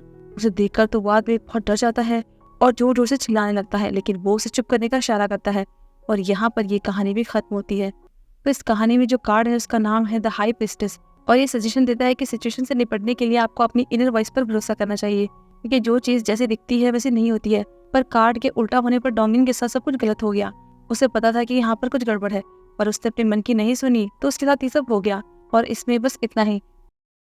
इस कहानी की शुरुआत में हमें एक बच्ची दिखाई जाती है जिसका नाम एमिली था। अब रात को सोते टाइम उसे बहुत ही अजीब सी डरावनी आवाज आ रही थी और उसकी एक डरावनी सी डॉल भी वहीं पड़ी हुई थी। तो वो डर के मारे अपनी मॉम के पास जाती है, उनसे कहती है मुझे डरावनी आवाज आ रही है, मुझे बहुत डर लग रहा है। तो वो भी कहती है कि तुम्हें कितनी बार कहा है कि ये वाटर हीटर की आवाज है, पर वो जोर देने लगती है कि ये नहीं है, किसी और चीज की आवाज है। लेकिन वो सुनती नहीं, उसे वापस अपने रूम में जाने को बोलती है। तभी उसकी नजर नीचे दरवाजे पर पड़े एक कार्ड पर पड़ती है जिसमें लिखा था द स्टार। तो उससे पूछती है कि क्या ये तुम्हारा है। वो मना करती है तो फिर वो उसे वापस जाने का बोलकर दरवाजा बंद कर देती है। अब अगले दिन हम एमिली की मॉम को देखते हैं। उसने घर पर अपनी फ्रेंड्स को बुलाया था और ये सब लोग हाई सोसाइटी से थे। तो वो उनसे पूछती है कि योंगजी की मॉम नहीं आई क्या। उनमें से एक कहने लगती है कि मैंने उसे अपनी कार पार्क करने को कहा है। तो दूसरी वाली कहती है कि उसकी बेटी योंगजी मुझे बहुत अजीब लगती है और मैंने ये भी सुना है कि उसने तुम्हारी बेटी को कुछ अजीब बातें कही थी। तो वो कहने लगती है कि आराम से बोलो, वो दोनों अभी अंदर साथ में खेल रही है। तब वो कहती है कि वो बहुत ही लकी है कि तुमने उस जैसी गरीब को अपने साथ रखा है, हम तो ऐसे को पसंद भी नहीं करते। एमिली की मॉम कहती है कि ऐसे मत कहो, वो अभी बच्चे ही तो है। इतने में उसे अंदर से एमिली के चिल्लाने की आवाज आती है। वो अंदर जाती है तो उसकी बेटी पर्दे के पीछे छुपी हुई थी और वहाँ पर उसका मेकअप का सामान पड़ा हुआ था। तो वो कहती है कि ये सब क्या है, तुमने मेरा सामान ऐसे कैसे फैला रखा है। और उसका बेड भी फैला हुआ था। तो वो साफ करने लगती है। अचानक से इतने में ऊपर वाले बेड से एक बच्ची नीचे को आती है। उसे देखकर वो बहुत ज्यादा डर जाती है क्योंकि उसने बहुत डरावना मेकअप किया हुआ था और ये होंगजी थी। तब एमिली बाहर आती है और हंसने लगती है कि आप डर गई थी। वो कहती है कि तुमने मुझे डरा दिया था और मैं अभी अपनी फ्रेंड से मिलने जा रही हूँ, तो तुम मेरे आने से पहले ये रूम साफ कर लेना। अपनी मॉम के जाने के बाद एमिली योंगजी को वो कार्ड दिखाती है और पूछती है कि ये तुम्हारा है क्या। वो मना करती है कि मेरा नहीं है, लेकिन फिर उसे दिखाने को बोलती है। तो बताती है कि मैं इसे जानती हूँ, इसमें ये औरत भगवान है और इसके पीछे जो पानी बह रहा है उस इंसान को जन्म होता है और ये दुनिया बनती है। पर उसकी इन बातों से उसे कुछ खास समझ नहीं आता। बाहर एमिली की मॉम अपने फ्रेंड्स के साथ शॉपिंग के लिए जा रही थी। तब योंगजी की माँ नीचे उनका वेट कर रही थी। वही बच्ची जो ऊपर एमिली के साथ खेल रही थी, तो इसे भी वो अपने साथ ले जाती है। असल में योंगजी की मॉम किराए के घर में रहती थी। वो बहुत गरीब थी इसलिए उसे कोई पसंद नहीं करता था, पर एमिली की मॉम भी इसलिए उसे अपने साथ रखती थी ताकि जब कहीं वो बाहर जाए तो उसकी बेटी का ख्याल रखने के लिए इसकी बेटी इसके साथ रहे। अब रास्ते में जाते हुए एक पूछने लगती है कि तुम्हारी बेटी चिल्लाई क्यों थी। तो वो बताती है कि कुछ नहीं, अंदर उन्होंने मेरे कॉस्मेटिक का सामान फैला दिया था और योंगजो ने मेकअप किया हुआ था, उससे मैं डर गई। अब इस बात पर भी वो औरतें से सुनाने लगती है कि वो तो बहुत ही एक्सपेंसिव है ना, तो उसने बिना पूछे उसे यूज क्यों किया। तब योंगजी की मॉम कहने लगती है कि अगर उसने ज्यादा यूज कर लिया है तो मैं आपके लिए नया ले लूंगी। वो कहती है कि तुम ऐसे क्यों कह रही हो, मैंने तुमसे देने को थोड़ी बोला। अब इसके बाद ये लोग शॉपिंग के लिए आ जाते हैं। तब वो योंगजी की मॉम को भी साथ में शॉपिंग करने के लिए बोलते हैं, लेकिन उसके पास इतने पैसे नहीं थे, इसलिए वो जब भी इनके साथ आती थी तो कॉल का बहाना बनाती थी। लेकिन ये भी ये बात अच्छे से जानते थे, इसलिए उसका मजाक बनाने लगते हैं। शॉपिंग हो जाने के बाद एमिली की मॉम उसे एक ड्रेस देती है और कहती है कि लास्ट टाइम मैंने देखा था कि तुम्हारे कपड़े गंदे हो गए थे, तो मेरी तरफ से ये तुम्हारे लिए गिफ्ट है। वो मना करती है तो वो कहती है कि ज्यादा महंगा नहीं है, लेकिन एक्चुअल में वो बहुत ज्यादा महंगा था और वहाँ इन दोनों की बेटियां अकेली थी। तब एमिली योंगजी से कहती है कि मैं तुम्हारा कैसा मेकअप करूँ, जॉम्बी या फिर वैम्पायर वाला। वो पूछती है दोनों में क्या फर्क है। तो वो कहती है कि तुम्हें नहीं पता क्या, तुम एक नंबर की बेवकूफ हो, मैं तुम्हारा जॉम्बी मेकअप करूंगी क्योंकि तुमने मुझे भी जॉम्बी बना दिया है। वो कहती है कि मैंने क्या किया। तब वो अपने हाथ की चोट दिखाते हुए कहती है कि तुम्हारी वजह से हुआ है। वो कहती है कि मेरी वजह से नहीं हुआ है, तुम मुझ पर इल्जाम क्यों लगा रही हो। तब वो उसे कहती है कि चुप हो जाओ, अपना मुंह बंद रखो। वो बहुत ही बदतमीज टाइप की बच्ची थी, जैसे कि अमीरों के बच्चे होते हैं जिनमें मैनर्स नहीं होते। तो गुस्से में उसे घर जाने को बोलती है, लेकिन वो कहती है कि मॉम ने मुझे यहाँ पर वेट करने के लिए कहा है, जब तक वो वापस ना आ जाए तब तक मैं नहीं जाऊंगी। वो कहती है कि इससे मुझे कोई मतलब नहीं है। और फिर हमें यहाँ पर वो सीन दिखाया जाता है जब उसे वो चोट लगी थी। असल में उस टाइम एक डॉग ने उसे काट लिया था, तो योंगजी ने उस डॉग को भगाकर उसकी हेल्प की थी और इसी वजह से एमिली की मॉम योंगजी और उसकी मॉम के लिए इतनी अच्छी थी क्योंकि उन्होंने उसकी बेटी की हेल्प की थी। अब वहाँ पर ये सब लोग रेस्टोरेंट में बैठे हुए थे, तो योंगजी की मॉम की जाने के बाद ये लोग एमिली की मॉम से कहने लगती हैं कि तुम्हें इसे इतने महंगे कपड़े देने की क्या जरूरत थी। वो कहती है कि उसकी बेटी मेरी बेटी के साथ रहती है, तो बस इसीलिए मैं उसकी हेल्प करती हूँ। अगर उस दिन वो टाइम पर नहीं आती तो मेरी बेटी के साथ पता नहीं क्या होता। फिर हमें इन दोनों को दिखाया जाता है वो दोनों अभी भी एक दूसरे से नाराज थे। एमिली अपनी डॉल के साथ खेल रही थी तब उसे फिर से कुछ आवाज आने लगती है, जैसे कि कोई जोर से नीचे गिर गया हो। तो वो योंगजी से कहती है कि तुम ये सब करना बंद कर दो, ठीक है। वो कहती है कि आवाज मेरी तरफ से नहीं आ रही है, तुम्हारी जगह से आ रही है। और जब तुम कल बाथरूम में गई थी ना, तो मैंने किसी को वहाँ देखा था। वहाँ नीचे हमेशा कोई ना कोई गिरता रहता है। तुम्हें पता है, एक औरत वहाँ से नीचे गिरी थी। तो एमिली को फिर से किसी के नीचे गिरने की आवाज आने लगती है। ऐसे में योंगजी उसे और डराने लगती है, ये कहकर कि क्या तुमने वहाँ पर किसी गिरने के निशान देखे। वो तो बहुत डर जाती है, कहने लगती है कि मुझे परेशान करना बंद कर दो। इधर ये दोनों मॉम अपार्टमेंट में आ रहे थे तो एमिली की मॉम कहने लगती है कि इस वीकेंड सारी मॉम की मीटिंग है, तो तुम भी चलना। वो भी खुश होती है और साथ में चलने के लिए हाँ कह देती है। अब जैसे घर के बाहर वो पहुंचते हैं और दरवाजा खोलते हैं कि योंगजी एकदम से अंदर से आती है, तो एमिली की मॉम को धक्का लग जाता है, लेकिन वो कुछ बोलती नहीं। फिर उनके जाने के बाद उसकी मॉम समझाती है कि तुम्हें ऐसे नहीं करना चाहिए था, और क्या तुम्हारे और एमिली के भी सब कुछ ठीक तो है ना। वो कहती है कि मैं अपनी तरफ से पूरी कोशिश करती हूँ, उसके साथ अच्छी रहती हूँ। अब रात में एमिली सो रही थी तो उसे फिर से वैसे ही गिरने की आवाज आती है। वो बहुत ज्यादा डर जाती है। तभी अचानक से ऊपर वाले बेड की तरफ से कोई नीचे गिर जाता है। एकदम से उसकी आंखें खुलती है। ये सब बस एक सपना था। उसकी मॉम और योंगजी उसे उठा रही थी क्योंकि वो बहुत देर तक सो रही थी। जब उसकी मॉम चली आती है तो एमिली योंगजी से पूछती है कि तुमने कल क्या कहा था कि एक औरत नीचे गिर गई थी, तो उसका क्या मतलब था। वो कहती है तुम देखना चाहती हो तो मैं उसे तुम्हें दिखाती हूँ, लेकिन मुझे मिरर और माचिस चाहिए। तो वो ब्लडी मेरी गेम खेलने लग जाते हैं। योंगजी उससे कहती है कि तुम अपनी आंखें बंद करना, मिरर की तरफ बिल्कुल मत देखना। फिर वो ब्लडी मैरी को बनाने लगती है और फिर कहती है कि वो औरत मिरर में आ गई है, अगर तुम उससे कुछ पूछना चाहती हो तो पूछ सकती हो। वो पूछती है कि तुम कौन हो और ऊपर से नीचे क्यों गिरी। तो होंगजी बताती है कि वो ये कह रही है कि वो तुम्हें बहुत अच्छे से जानती है, वो यही रहती है, उससे यहाँ एक गलती हो गई थी इसलिए नीचे गिर गई। ऐसे में एमिली मिरर की तरफ देखने की कोशिश करती है तो मिरर ही टूट जाता है। वो कहती है कि मैंने तुमसे कहा था ना कि मिरर में नहीं देखना। एमिली तो बहुत डर गई थी तो गेम छोड़कर भाग जाती है कि मुझे नहीं खेलना। और दूसरी तरफ एमिली की मॉम एक रेस्टोरेंट आई हुई थी जहाँ योंगजी की मॉम और बाकी मॉम भी थी। तो जब उन्हें ये पता चलता है कि ये रेंटल एरिया से है तो उन्हें अच्छा नहीं लगता कि हमारे बीच में क्या कर रही है। लेकिन एमिली की मॉम कहने लगती है कि तो क्या हो गया, हम सभी मॉम ही तो है। फिर वो मंथली मेंबरशिप फीस और बच्चों की काउंसलिंग के बारे में पैसों की बात करने लगते हैं। लेकिन पैसों की बात आते ही योंगजी की मॉम के लिए ये ऑकवर्ड हो जाता है क्योंकि वो पैसे नहीं दे सकती थी। तो वो लोग उसे योंगजी के बारे में भी बताते हैं कि स्कूल में उसकी ग्रेड्स कम आ रहे हैं, और जब वो बाकी बच्चों के साथ खेलती है तो अजीब बिहेव करती है, दूसरे बच्चों को बहुत अजीब तरीके से घूरती है। तो अब ये सब सुनने के बाद उसे अच्छा नहीं लगता, तो कहती है कि मुझे वॉशरूम जाना है, मैं होकर आती हूँ। और फिर चली जाती है। उसके जाने के बाद ये सब लोग उसका मजाक बनाने लगते हैं, उस पर हंसने लगते हैं। और वहाँ वो वॉशरूम में जाने लगती है तो गार्ड से रोक लेता है कि अगर आप हाई सोसाइटी से नहीं हो तो इसे यूज नहीं कर सकती। वो कहती है कि मुझे बहुत ही अर्जेंट जाना है, प्लीज मुझे जाने दीजिए। तब वो कहता है कि यहाँ मॉल के पास एक रेस्ट रूम है, आप वहाँ चले जाओ। पर वो तो बहुत ही दूर था, जब तक वो वहाँ जाएगी तब तक तो उसका मामला खराब हो जाएगा। इतने में एमिली की मॉम आती है और उसे अपने साथ अंदर ले आती है, लेकिन अंदर एक भी रेस्ट रूम खाली नहीं था, तो अब उससे भी नहा नहीं जाता और वो वहीं पर सुसु कर देती है। एमिली की मॉम तो उसे देखती रह जाती है और उसे भी खुद पर बहुत ज्यादा शर्म आने लगती है। यहाँ घर पर एमिली अपनी वही ड्रामनी डॉल को ढूंढ रही थी और उसे मिल नहीं रही थी, तो वो इसका इल्जाम भी योंगजी पर लगाती है कि तुमने कहा था कि वो तुम्हें चाहिए और अब मुझे दिख नहीं रही है। फिर सुनाने लगती है कि मुझे तुम शुरू से पसंद नहीं हो क्योंकि तुम लोग बहुत ही गरीब हो, तुम ही हो जो यहाँ किराए पर रहते हो, और जब से मैं तुम्हारे साथ खेलना स्टार्ट किया है ना, मुझे तब से वो अजीब आवाज सुनाई देती है। मुझे पता है कि वो डॉल तुम्हारे पास ही है। वो कहती है मैंने उसे नहीं चुराया है, लेकिन वो सुनती नहीं है और फिर उसकी मॉम का मजाक उड़ाने लगती है कि तुम्हारी मॉम भी भिखारी है, कहीं उन्होंने तो नहीं चुराया। तब वो भी चुप नहीं रहती और उनकी लड़ाई हो जाती है। दोनों एक दूसरे के बाल खींचने लगते हैं। इतने में एमिली की मॉम आती है और योंगजी को खींचकर धक्का दे देती है और फिर अपनी बेटी को लेकर चली जाती है।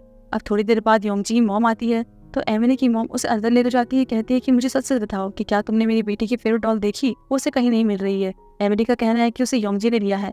बच्चों के बीच ऐसी लड़ाई होती है, लेकिन मुझे लोगों ने कहा है कि तुम्हारी बेटी चोरी वगैरह करती है। तो वो कहती है कि मेरी बेटी ऐसा नहीं कर सकती। वो भी कहती है कि क्या इसका मतलब मेरी बेटी झूठ बोल रही है। तब वो कहने लगती है कि मैं घर जाकर उससे इस बारे में पूछूंगी और फिर जाने लगती है, लेकिन वो उसे रोकती है, कहती है कि तुम्हें पता है मैं तो तुम्हें अपनी तरह मानती हूँ, लेकिन बाकी लोग तुम्हें पता है क्या कहते हैं, तुम जैसे गरीब लोगों को मुंह नहीं लगाना चाहिए। लेकिन मैंने तुम्हें एक्सेप्ट किया, मैंने हमेशा तुम्हारा साइड लिया है, पर शायद तुम हमारे साथ कंफर्टेबल नहीं हो, तुम ही हमारे लायक नहीं हो। तो वो रोते हुए कहने लगती है कि ऐसा नहीं है, मैं आपको एक दूसरी डॉल खरीद कर दे दूंगी। तो वो हंसने लगती है कि तुम्हें पता भी है वो कितने की है, और क्या मैंने पैसे देने के लिए कहा, तुम खुद को समझती क्या हो। जब भी हम कहीं बाहर जाते थे, खाना खाते थे, तो तुम कहती थी मेरा पेट फुल हो गया है, लेकिन फिर भी खाते हुए दूसरों का मुंह देखती थी। ऐसे में उसे बहुत शर्म आने लगती है तो वो रोने लग जाती है और उसे रोता हुआ देखकर वो उसका मजाक बनाती है कि तुम रो रही हो, और जोर जोर से हंसने लगती है। बाहर से उनकी फ्रेंड भी उनकी बातें सुन रही थी और वहाँ एमिली को अपनी डॉल भी दिख जाती है। तो वो योंगजी से कहती है कि तुमने ही इसे छुपाया था ना। वो कहती है मुझे नहीं पता, मैंने ऐसा कुछ नहीं किया, और अब जब ये मिल गई है ना तो इसे अपनी मॉम को दिखा दो, इसकी वजह से मेरी मॉम को डांट पड़ रही है। वो कहती है कि मुझे क्या, इससे मेरा कोई लेना देना नहीं है, और वहीं बैठ जाती है। तब वो उसे चाकू देते हुए कहती है कि या तो इस डॉल को अभी के भी डिस्ट्रॉय कर दो, या फिर खिड़की से बाहर फेंक दो। अगर तुमने इसे डिस्ट्रॉय नहीं किया तो वो भूत हमेशा के लिए तुम्हारे पीछे पड़ा रहेगा। वो कहती है कि मैं ऐसा कुछ भी नहीं करने वाली हूँ। और बाहर एमिली की मॉम की फ्रेंड्स बातें कर रही थी कि इसे आज क्या हो गया है, योंगजी की मॉम पर इतना गुस्सा क्यों कर रही है। अब उसका आज बर्थडे था तो वो फटाफट से केक लेकर उसके पास अंदर जाते हैं, लेकिन वो कहीं दिखाई नहीं देती कि तभी उन्हें खिड़की से उसकी आवाज़ आने लगती है। वो खिड़की की तरफ जाते हैं तो देखते हैं कि वो वहाँ पर लटक रही थी और उसका मुंह भी बंधा हुआ था। तो ये दोनों फटाफट से उसे ऊपर खींचने लगते हैं, लेकिन इतने में योंगजी की मॉम आती है और उन दोनों के पैर पकड़कर दोनों को नीचे फेंक देती है। नीचे गिरते ही उन तीनों की मौत हो जाती है और ये ऊपर से उन्हें देखकर मुस्कुराने लगती है। फिर योंगजी भी यहाँ आती है तो वो कहने लगती है कि मुझे माफ़ करना, मैं अच्छे से परफॉर्म नहीं कर पाई। लेकिन वो उसके सिर पर हाथ फेरती है। उसने तो उस डॉल को पूरी तरह से डिस्ट्रॉय कर दिया था और वहाँ चाकू पर खून भी लगा हुआ था। शायद उसने एमिली को मार डाला। अगले सीन में हम उसी जगह को देखते हैं जहाँ पर वो एक्सीडेंट हुआ था। वहाँ पर एक गार्ड सफाई कर रहा था। तब एक औरत उसके पास आती है और पूछती है कि क्या ये सच है कि यहाँ पर कुछ औरतों की मौत हुई है और किसी रेंटल एरिया वाले ने उन्हें मारा। तो वो कहता है कि नहीं, ऐसा कुछ भी नहीं है, ये सब अफवाहें हैं, और वैसे किसी औरत को तो यहाँ किसी ने देखा भी नहीं है। फिर हम कुछ टाइम बाद योंगजी की मॉम को देखते हैं।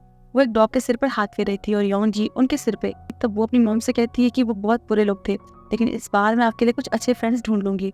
तो वो भी कहती है कि इस बार मैं तुम्हारी बात अच्छे से मानूंगी और अच्छे से परफॉर्म करूंगी। तभी उन्हें सामने एक बच्चे खेलते हुए दिखाई देती है। अब उन्हें उनका अगला शिकार मिल गया था तो वो डॉग की रस्सी छोड़ देती है और योंगजी अपने नई शिकार को फंसाने के लिए चली जाती है, जैसे कि उसने एमिली को फंसाया था। यानी कि ये सब इनकी स्ट्रेटेजी थी, किसी अमीर बच्चे को फंसाकर उनकी हेल्प के बहाने उनके क्लोज जाने की, ताकि इनकी लाइफ आसान हो जाए। और इसी तरह योंगजी ने जानबूझकर एमिली को वो डरावनी बातें कही, उसके दिमाग में उस भूत को लेकर भ्रम भर दिया। इसलिए तो उसे वही सब सपने में दिखता था। और तब डॉल को भी उसने डिस्ट्रॉय करने को इसलिए बोला क्योंकि उसकी वजह से उसकी मॉम की बेइज्जती हुई थी। यहाँ पर ये कहानी खत्म होती है और इसमें जो कार्ड द स्टार है ये गुड लक का साइन है। ये आपको रिस्क लेकर और कॉन्फिडेंस के साथ अपने सपने को पूरा करने के लिए एनकरेज करता है। इससे आपको पॉजिटिविटी मिलती है। लेकिन अगर इसका उल्टा हुआ तो आपके आसपास नेगेटिविटी रहेगी, आपके अंदर निराशा की भावना रहेगी, लोगों पर से भरोसा कम हो जाएगा। तो इसमें ये योंगजी की मॉम के लिए तो पॉजिटिव था क्योंकि उन्होंने अपनी लाइफ में आगे बढ़ने के लिए रिस्क लिया। लेकिन एमिली की मॉम के लिए उल्टा हो गया क्योंकि उसने योंगजी की मॉम पर भरोसा नहीं किया। लोगों की बातों में आ गई कि सच में ये माँ बेटी ऐसी ही है, इसलिए उसकी लाइफ का दी एंड हो गया। तो ये कहानी बस यही तक। तो ये कहानी है जियोंग नाम के एक आदमी की। वो भी पुलिस के साथ ही था। उससे मर्डर को लेकर पूछताछ हो रही थी। तो वो बताता है कि जब मैं होटल से बाहर निकला तो कुछ बुरा हुआ था। और यहाँ पर हम फ्लैशबैक में होटल का सीन देखते हैं। जियोंग वहाँ किसी से मिलने जा रहा था लेकिन लिफ्ट बंद थी तो उसे सीढ़ी से जाना पड़ता है। तब रास्ते में देखता है कि होटल का ओनर एक वर्कर पर काम को लेकर गुस्सा कर रहा था, लेकिन वो साइड से चुपचाप निकल जाता है और फिर एक रूम में जाने लगता है। तो उसे वहाँ पर एक टैरो कार्ड मिलता है जिसमें कि द फूल लिखा हुआ था। इसे वो अपने पास रख लेता है।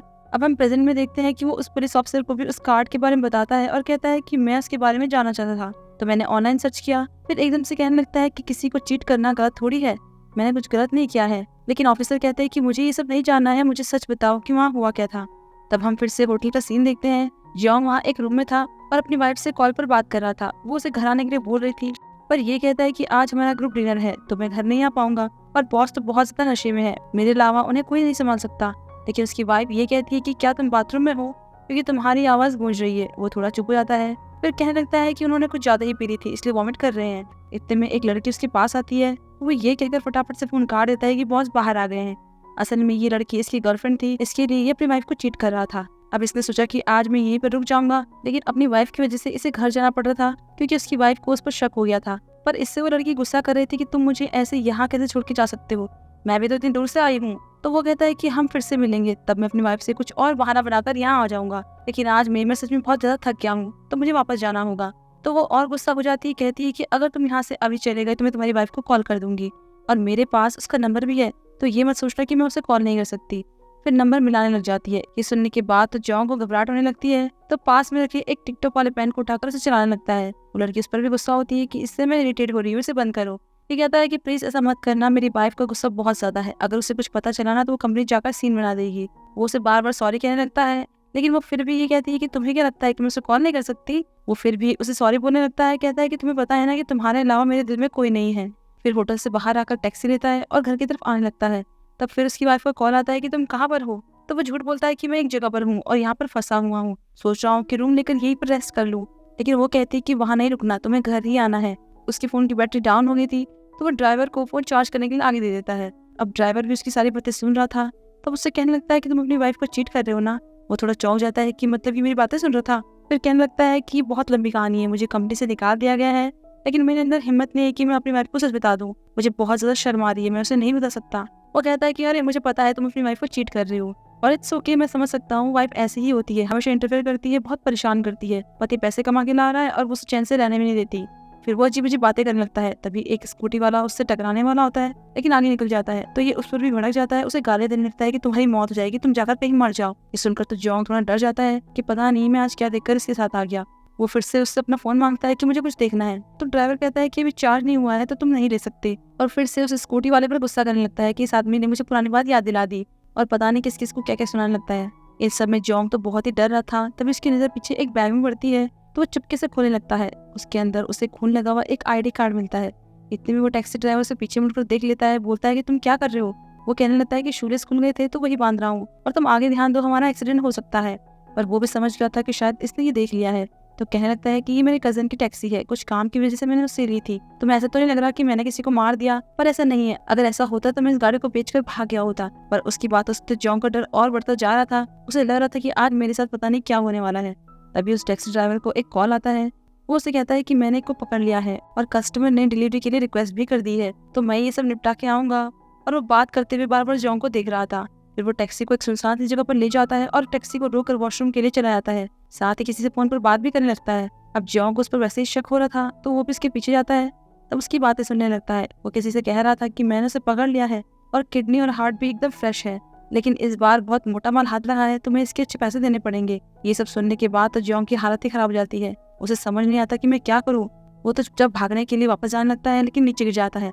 तो टैक्सी ड्राइवर उसकी आवाज़ सुन लेता है, पीछे मुड़कर उसे देख भी लेता है। पूछता है कि क्या हुआ, यहाँ क्या कर रहे हो, क्या तुमने मेरी बात सुन ली या फिर तुम्हें भी वॉशरूम जाना है? अगर जाना है तो उस तरफ चले जाओ। लेकिन उसकी तो जुबान ही बंद हो गई थी, वो कुछ बोल ही नहीं पाता। तो वो कहता है कि ठीक है, नहीं जाना तो फिर टैक्सी में बैठ जाओ। अब उसे कुछ भी समझ नहीं आ रहा था, भाग भी नहीं सकता था। अगर भागता तो वैसे ही पकड़ा जाता। तो टैक्सी में ही बैठ जाता है और फिर से उससे अपना मोबाइल मांगने लगता है। तो वो कहता है कि अरे ये तो चार्ज ही नहीं हुआ है, इसमें फिर से पुरानी प्रॉब्लम आ गई है, लगता है मुझे नई गाड़ी लेनी पड़ेगी। लेकिन उसने भी कहा था कि ये उसकी कजिन की गाड़ी है। तो ये सोचकर वो और ज़्यादा डर जाता है। ऊपर से वो गाड़ी स्टार्ट नहीं कर रहा था। तब जोंग पूछता है कि कोई आने वाला है क्या? वो कहता है तुम्हें इतनी दिलचस्पी क्यों है, तुम जानना चाहते हो कि कौन आने वाला है?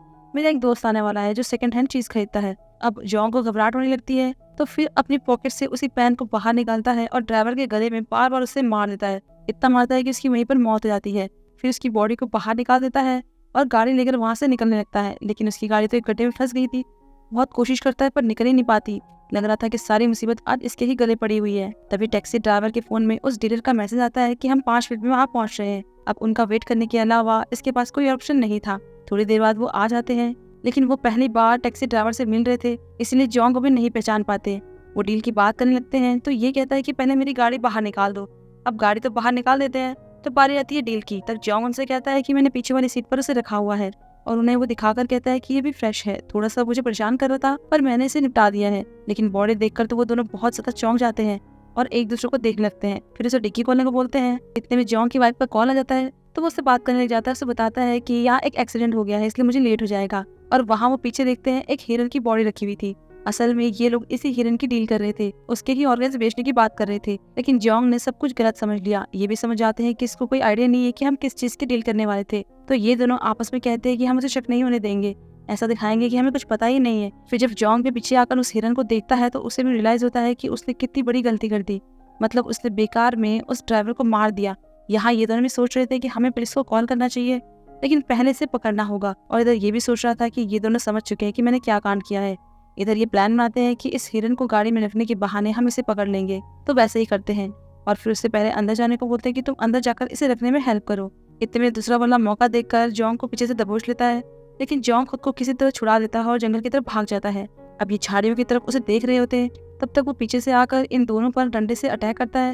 ये दोनों नीचे गिर जाते हैं। फिर वो अपनी पूरी ताकत से इन्हें जोर जोर से मारता है, तब तक मारता है जब तक कि इन दोनों की मौत नहीं हो जाती, और कहने लगता है कि मैं ही सेल्फ डिफेंस कर रहा हूँ। फिर तीनों की बॉडी गाड़ी के अंदर रखकर उसमें पेट्रोल छिड़ककर आग लगा देता है। यहाँ से निकलते हुए फिर से उसे उसकी वाइफ का कॉल आता है। कहती है अभी तक क्यों नहीं आए। उसे शक हो रहा था तो GPS ऑन करने को बोलती है, और ये भी कहती है कि एक्सीडेंट की फोटो भेजो। तो ये नेटवर्क का इशू बोलकर फोन काट देता है।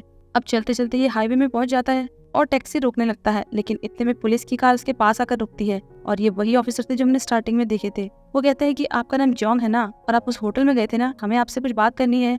और फिर जबरदस्ती उसे गाड़ी के अंदर बैठा देते हैं। वहाँ हम होटल में देखते हैं कि उस लड़की का मर्डर हो गया था। यहाँ ये ऑफिसर उससे पूछते हैं कि मुझे सच सच बताओ कि जब तुम दोनों वहाँ पर थे तो वहाँ पर क्या हुआ था। ये कहता है कि मैं वहाँ 1 घंटे के लिए रुका था, फिर वहाँ से निकल गया, लेकिन उस लड़के ने कहा कि उसे किसी के नॉक करने की आवाज़ आई है। तो वो कहता है कि झूठी कहानी मत बनाओ, मुझे सच जानना है। इन्वेस्टिगेशन में हमें वहाँ कुछ भी नहीं मिला। तब वो कहता है कि मैंने सेल्फ डिफेंस किया है। फिर हमें दिखाया जाता है कि जब उस लड़की ने इसे धमकाया था कि मैं तुम्हारी वाइफ को कॉल कर दूंगी, तो ये उसे सॉरी बोलकर वहाँ से जाने लगता है, लेकिन वो तो उसकी वाइफ का नंबर जोर जोर से बोलकर डायल करने लगती है और फिर फोन पर कहती है कि तुम्हारे पति का मेरे साथ अफेयर चल रहा है, हम बहुत ही क्लोज हैं और उसने तो मुझसे ये कहा कि उसके दिल में सिर्फ मैं ही हूँ। अब जॉन को तो अंदर से बहुत गुस्सा आ जाता है, तो वो उसी पेन से उसके गले में जोर से वार कर देता है, जिससे कि उसकी मौत हो जाती है। लेकिन जब फोन दिखता है तो उसने उसकी वाइफ को कॉल नहीं किया था, बल्कि वो तो ऐसे ही रैंडम कॉल पर बात कर रही थी। मतलब कि इसने उसे भी फालतू ही मार दिया।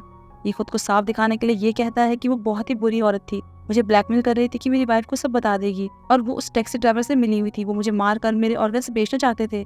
आपको पता नहीं क्या ये दुनिया कितनी खतरनाक है। तो वो कहते हैं कि तुम्हारे कहने का क्या मतलब है, तुम ये क्या कह रहे हो। तभी उनकी नजर उसकी शर्ट पर लगे खून पर पड़ती है, तो उन्हें शक हो जाता है और ये भी समझ आता है कि अब मैं बचने वाला नहीं हूँ। तभी कार का एक्सीडेंट हो जाता है, यानी कि इसने इन्हें भी मार दिया था। इसके बाद ये खून से लथपथ होकर घर पहुंचता है और अपनी वाइफ से कहता है कि सारी गलती बॉस की है, आज मेरे साथ बहुत कुछ हो गया, मैं तो मरते मरते बच गया। तो वो कहती है कि तुम मुझसे फिर से झूठ बोल रहे हो ना, मैंने तुम्हारे स्टाफ से बात की थी, उन्होंने कहा कि आज कोई भी डिनर पार्टी नहीं थी। तो इस पर भी ये बहाना बनाता है कि बॉस ने मुझे अकेले आने को कहा था, और फिर और भी ज्यादा बहाने बनाने लगता है। तब वो भी भरोसा कर लेती है, कहती है कि ठीक है, इस बार मैं तुम पर भरोसा कर रही हूँ। फिर इसकी बेटी बात करने लगती है कि आप अभी तक आए क्यों नहीं हो, आपको पता है मेरी आज क्लासमेट से लड़ाई हो गई थी। तो वो कहता है कि मैं बस आ रहा हूँ, रास्ते में ही हूँ। और तुमने फाइट क्यों की। वो कहती है कि उसने ही पहले मुझे हिट किया था और इसलिए मैंने भी उसे मार दिया। तब वो कहता है कि तुमने बहुत अच्छा काम किया है और मैं रास्ते में ही हूँ, और फिर फोन काट देता है। और वहीं पर एक लॉकर में वो पेन और कार्ड भी रखकर चला जाता है।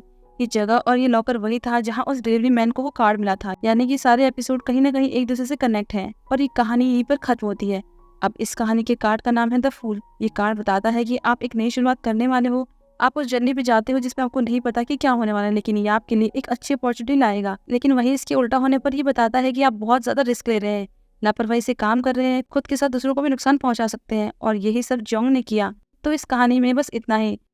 तो ये कहानी काफ़ी इंटरेस्टिंग है और इसके साथ साथ आपको अवेयर करती है कि इस सोशल मीडिया के टाइम में आपको अपनी प्राइवेसी का भी ध्यान रखना चाहिए, हर कुछ शेयर नहीं करना चाहिए। तो ये कहानी है संजय नाम की एक स्ट्रीमर की, उसका चैनल मोरी टीवी नाम से था। अभी वो एक कार खरीदने आई थी, तो उसकी ही लाइव स्ट्रीम कर रही थी। वो अपने व्यूअर्स के साथ बहुत ज्यादा कनेक्टेड थी, उनके साथ हर छोटी मोटी चीज शेयर करती थी, और अभी कार खरीदने के लिए भी वो बहुत ज्यादा एक्साइटेड थी।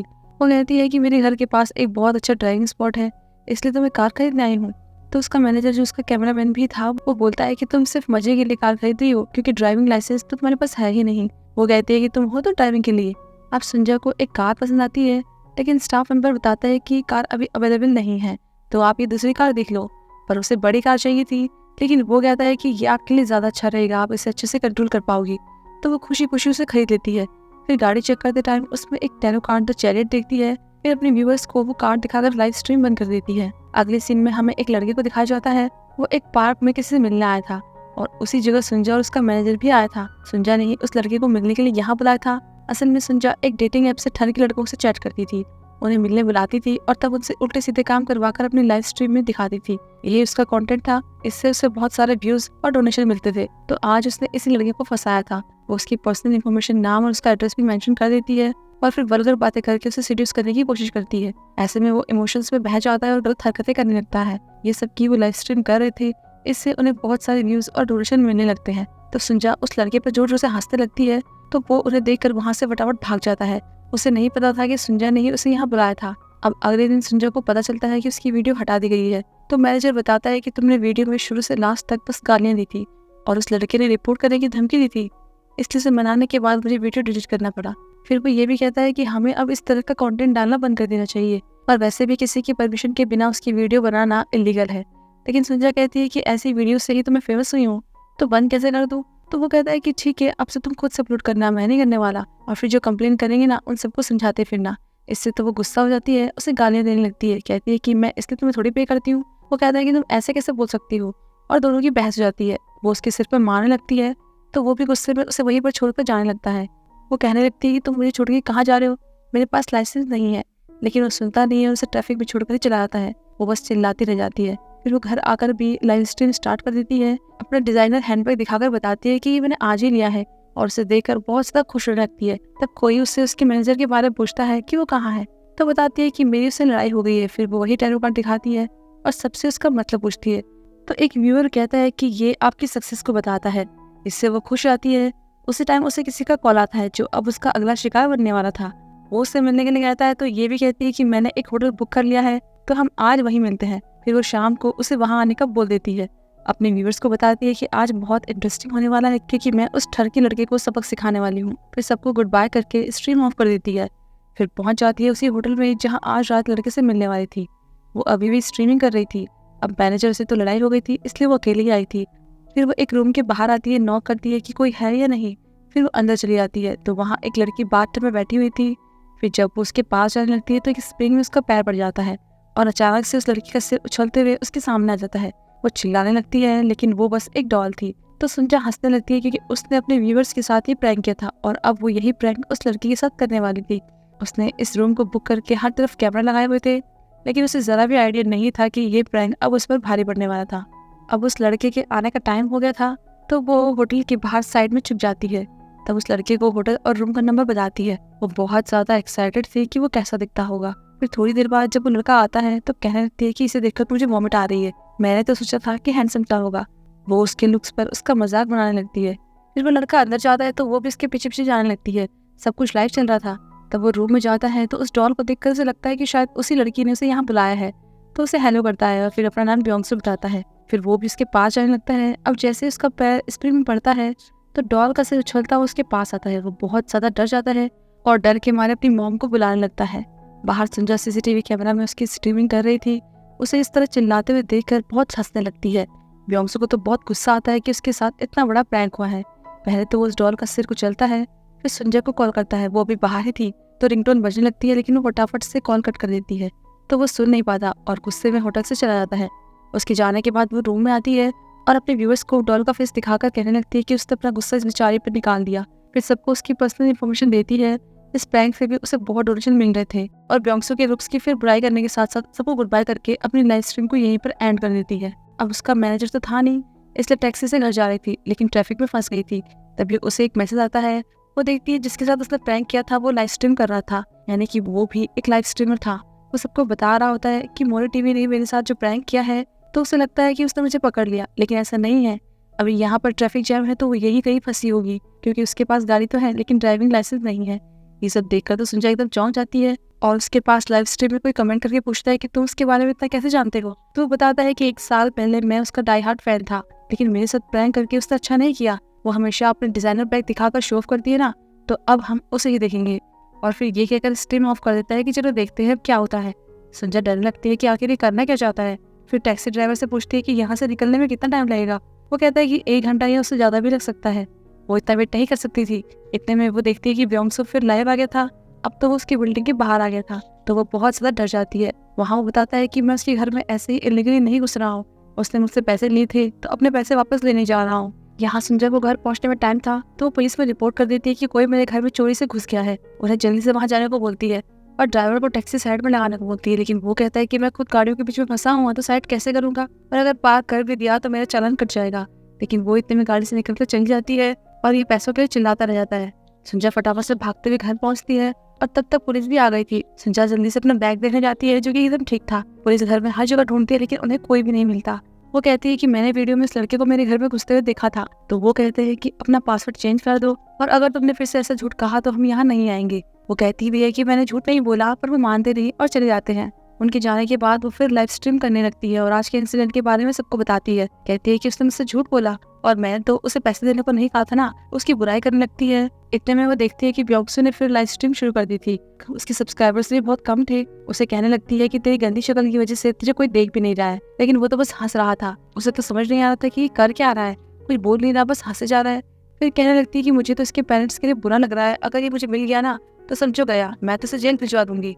वो ये सब बोल ही नहीं थी कि उसके माइक से डबल साउंड आने लगती है, लेकिन वो कहने लगती है कि मेरा माइक्रोफोन तो बहुत महंगा है तो ऐसे कैसे खराब हो सकता है। तब उसे ये एहसास होता है कि उसका माइक खराब नहीं है, उसकी आवाज कहीं और से भी आ रही है, यानी कि बियोंसे की लाइव स्ट्रीम उसके आसपास कहीं हो रही है। फिर जब वो उस लाइव स्ट्रीम में खुद को देखती है तो उसके होश उड़ जाते हैं। वो समझ जाती है कि इसका मतलब बियोंसे उसके कबर्ड में अब तक छुपा हुआ था, पर वो कुछ एक्शन ले पाती उससे पहले ही वो उसे पकड़ लेता है और ये सीन यहीं पर कट होता है।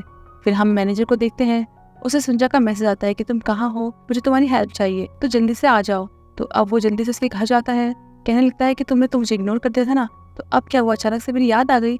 उसके रूम में जाता है और उसे बैठा हुआ देखता है, कहता है कि तुम कर क्या रही हो। फिर उसके पास जाते हुए जब उसका पैर स्प्रिंग में पड़ता है तो सुंजा का सिर उछल के उसके पास आता है।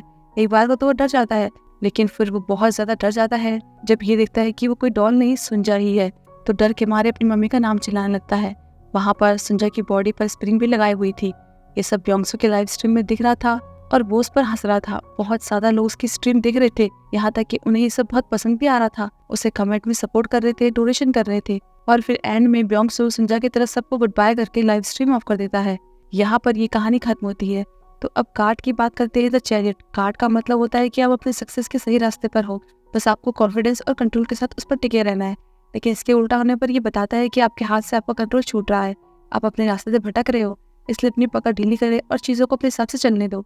आपको हमेशा ड्राइवर की सीट पर रहने की जरूरत नहीं है। लेकिन सुंजा ने ऐसा नहीं किया। मैनेजर ने समझाया भी था, लेकिन उसे तो गाड़ी अपने हिसाब से अपने रास्ते पर चलानी थी। अगर उसने मैनेजर की एडवाइस लेनी होती तो ये सब नहीं होता। उसके ऐसे घटिया प्रैंक हर कोई नहीं सह सकता, लेकिन उसने ये बात नहीं समझी। और उसकी सबसे बड़ी गलती ये थी कि वो अपने व्यूअर्स को सब कुछ बताती थी, अपनी लोकेशन, अपना घर तक। और ऐसे ही किसी स्ट्रीम में योंगसू ने उसका पासवर्ड भी देख लिया होगा। इसलिए आपको भी ऐसी चीजों से सावधान रहना चाहिए। तो ये कहानी है जियोन नाम के एक लड़के की। वो अभी एक क्लब में आया था। वो थोड़ा शाय किस्म का था, अपने में रहता था, किसी से घुलना मिलना उसे बिल्कुल पसंद नहीं था। तो उसका दोस्त कहता है कि तुम यहाँ आए हो तो फन करो ना, देखो कितनी सुंदर लड़कियां हैं, जाओ उनसे बात करो, वो तुम्हें इंटरेस्टेड लग रही है। पर इतने सीरियस क्यों रहते हो, ऐसे बोरिंग मत रहा करो, लाइफ में चिल करो। लेकिन वो तो वहां से जाने लगता है। तब उसके सामने एक लॉकर का दरवाजा खुलता है। वो थोड़ा सरप्राइज हो जाता है कि ये कैसे खुल गया। तब उसे उसमें एक टैरो कार्ड मिलता है जिसमें द लवर्स लिखा हुआ था। नेक्स्ट सीन में जियोन एक रूम में एक लड़की के साथ था। वो बाथटब में थी और उसे अपने पास बुला रही थी, लेकिन वो कहता है कि अभी हम ठीक से एक दूसरे को जानते नहीं है, नंबर भी एक्सचेंज नहीं किए हैं। तो वो कहते हैं कि मैं तुम्हें नंबर नहीं सकती क्योंकि मेरा एक बॉयफ्रेंड है, लेकिन तुम शायद मेरे साथ यहाँ रुकना नहीं चाहते हो। वो कुछ बोल ही नहीं रहा था। तो वो हंसते हुए कहने लगती है कि तुम तो कितने इनोसेंट हो, कभी कोई गर्लफ्रेंड नहीं बनाई क्या। लेकिन वो एकदम से नर्वस होने लगता है, उसे एंजाइटी होने लगती है। पर वो लड़की तो उसे देखकर जोर से हंसने लगती है। अगले सीन में वो घर आता है कि वही जगह थी, उसके शर्ट के कॉलर पर खून लगा हुआ था। तो वो उसे उस लॉकर में रखकर चला आता है। अगले दिन अपने काम पर आता है। वो एक सैलून में हेयर ड्रेसर था। तब उस कार्ड का मतलब देख रहा था। उसकी क्लाइंट जो अपने बालों में पंप करवा रही थी, वो कहने लगती है कि ये बहुत हीट कर रहा है, लेकिन उसका ध्यान तो फोन में था। तो उसकी कली कहती है कि क्लाइंट कुछ कह रही है, उसकी हेल्प करो। फिर जब वो क्लाइंट उसे देखती है तो उससे बात करने लगती है क्योंकि वो हैंडसम था। कहने लगती है कि हेयर स्टाइलिस्ट अपने क्लाइंट के टच में रहते हैं, तो मुझे अपना नंबर दे दो। वो तो उसके साथ फ्लर्ट कर रही थी, लेकिन वो कुछ नहीं बोलता, अपना नंबर दे देता है। ये सब देखकर तो उसकी कली को गुस्सा आ रहा था कि हैंडसम होने का फायदा है, चाहे कोई कितना भी बेवकूफ क्यों ना हो। तो दूसरी कहने लगती है कि इसे हटा क्यों नहीं देते, किसी और को रख लेते। जियोन चुपचाप पसंद की बातें सुन रहा था, उनसे कुछ कहता नहीं है। फिर शाम को घर आ रहा होता है तो उस लॉकर को खोलता है। तब उसे उसमें उसकी शर्ट के ऊपर बाल मिलते हैं। वो उस पर ध्यान नहीं देता, उसे हटाकर अपनी शर्ट लेकर चला जाता है। घर आकर भी वो चुपचाप मस्त अपने गाने सुन रहा था। वहीं पास में उसका मकान मालिक भी था। वो उससे बहुत बुरी तरह से बातें कर रहा था और फिर पैसे मांगने लगता है। वो मना करता है कि मेरे पास पैसे नहीं है और मैंने तो आपका रेंट भी दे दिया है और लोन भी चुका दिया है। तो वो भी ये सोचकर चला जाता है कि इससे क्या मांगना। फिर सोते टाइम उसे उसी क्लाइंट का मैसेज आता है कि तुमने मेरे बाल खराब कर दिए हैं, मुझे पेरेंट्स मीटिंग अटेंड करनी थी, तो अब कैसे ठीक करोगे। वो कहता है कि कल मेरी छुट्टी है तो आप किसी और हेयर स्टाइलिस्ट से बात कर लेना। तब उसे उसकी फ्रेंड का कॉल आता है।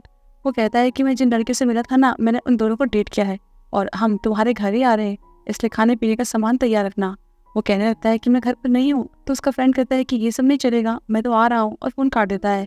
वो क्लाइंट भी उसे मैसेज कर रही थी, कह रही थी कि तुम कितने सीधे हो, मैं तो वहाँ से तुमसे मिलने आती हूँ। वो चिपकने की कोशिश कर रही थी, लेकिन वो फिर नर्वस होने लगता है और उसको रिप्लाई नहीं करता। फिर बाद में अपने फ्रेंड के लिए जब ड्रिंक वगैरह लेकर आने लगता है तो उसी लॉकर के सामने आकर रुक जाता है। उसके मन में ऐसे ही आता है कि चेक करता हूँ। वो खोलता है तो उसमें फिर से वैसे ही बाल पड़े हुए थे। वो चौंक जाता है कि ये यहाँ कैसे आ सकते हैं। तो चेक करने लगता है कि कहीं अंदर कोई सीक्रेट जगह तो नहीं है जहाँ से कोई से रख देता हो, लेकिन वो तो हर तरफ से बंद था। फिर वो घर आता है तो उसका दोस्त उन लड़कियों को साथ लाया था। सब ड्रिंक करने लगते हैं। तो जियोन का फ्रेंड उन्हें बताने लगता है कि ये बचपन से ही बहुत पॉपुलर था, इसे वैलेंटाइंस डे पर लड़कियों से हमेशा चॉकलेट मिलती थी। वो लड़की उससे कहने लगती है कि तुम क्या सोच रही हो, माहौल अच्छा है तो मेरे साथ कुछ खाने चलोगे। वो उनसे बात करने में भी घबरा रहा था, लेकिन फिर पूछता है कि तुम्हें क्या खाना है, और फिर कहने लगता है कि क्या तुम नियति पर बिलीव करती हो। ये सुनकर तो वो हंसने लगती है, उसका मजाक बनाने लगती है कि क्या तुम 80s के हो जो ऐसी बातें कर रहे हो। और फिर उसे वहीं छोड़कर स्मोक करने के लिए सब लोग बाहर चले जाते हैं। तब जियोन को वहाँ पर उस लड़की की लिपस्टिक दिखती है। वो उसे एक टिश्यू में कुछ लिखने लगता है और फिर उसी लॉकर में रख देता है, क्योंकि उसे लग रहा था कि बाल रखने वाला उसे रिप्लाई करेगा। तो अगले दिन वो देखता है कि उस टिश्यू के ऊपर फिर से बाल रखे हुए थे। वो उसे हटाकर वहाँ एक डायरी देता है ताकि जो भी है वो शायद उससे बात करे। फिर अगले दिन वो देखता है कि उसमें एक लड़के ने रिप्लाई किया हुआ था, लेकिन वर्ड्स उल्टे थे। वो मिरर में चेक करता है, उसमें लिखा था कि मुझे अचानक से ये पता चला कि इस ग्लोबल के बाहर एक दूसरी दुनिया है, लेकिन मुझे कोई आइडिया नहीं था कि वहाँ सचमुच में कोई होगा और क्या हमारी लैंग्वेज सेम है। तो वो रिप्लाई करता है कि मुझे भी जब वो बाहर मिला तो लगा कि शायद वो ग्लोबल किसी और दुनिया से कनेक्टेड है। मैं तुम्हारी दुनिया के बारे में जानना चाहता हूँ, लेकिन तुम्हारी लैंग्वेज उल्टी है, तो क्या वहाँ सब चीज़ें ऑपोजिट है। वो अब इसके लिए बहुत क्यूरियस हो जाता है कि क्या सच में ऐसे कोई दूसरी दुनिया भी है, और दूसरी दुनिया से जुड़ी हुई न्यूज़ सुनने लगता है। धीरे धीरे डायरी के जरिए दोनों की बातें होने लगती है। वो एक दूसरे को अपने बारे में बताने लगते हैं। तो जियोन उससे पूछता है कि क्या सच में वो दुनिया अलग है, लेकिन मैं जानना चाहता हूँ कि हम में क्या सिमिलरिटीज है और क्या डिफरेंसेस है। तो वो बताती है कि मैं साउथ कोरिया में सोल में रहती हूँ और वर्ल्ड कप 2002 में हुआ था। अभी कुछ साल पहले कोविड भी आया था, मतलब कि दोनों जगह सेम थी और मौसम भी एक जैसा था। और वो ये भी बताती है कि जहाँ तुमने कहा था ना, वहाँ एक सैलून है, लेकिन स्टाफ अलग है और लॉकर के सामने एक एडवर्टाइजिंग होल्डिंग भी है। जियोन को तो उस लड़की में इंटरेस्ट आने लगता है। वो तो ये तक सोचने लग जाता है कि शायद मुझे मेरा पार्टनर मिलने वाला है। फिर वो कहती है कि मुझे तुम्हारी आवाज़ सुननी है। जियोन के पास एक रिकॉर्डर था, तो वो अपनी आवाज़ रिकॉर्ड करने लगता है। कहता है कि मैं बहुत नर्वस हो रहा हूँ, इसलिए ठीक से बोल नहीं पा रहा हूँ। फिर उसे बाहर देता है। अगले दिन उस लड़की ने भी उसमें रिकॉर्ड किया था। वो कहती है कि मेरा नाम जीव है, पता नहीं मुझे शर्म क्यों आ रही है, मेरी आवाज़ ठीक तो है ना, लेकिन तुम्हारी बहुत अच्छी है। ये सुनकर तो वो खुश हो जाता है। वो कहती है कि मैं भी बिल्कुल तुम्हारी तरह हूँ, मुझे भी दूसरों के साथ घुलना मिलना बिल्कुल पसंद नहीं है, लेकिन तुमसे मिलकर मुझे बहुत अच्छा लगा। ऐसे बातें करने के बाद तो जियोन एकदम ही बदल सा गया था, खुश खुश रहने लगा था। काम पे भी जब गुनगुना रहा होता है तो उसकी कलीग भी उसे देखने लगती है कि ये बहुत खुश लग रहा है, लेकिन हमें डर लग रहा है कि इसे क्या हो गया है। अब ऐसे रिकॉर्डिंग के जरिए उनकी बातें होने लगती है।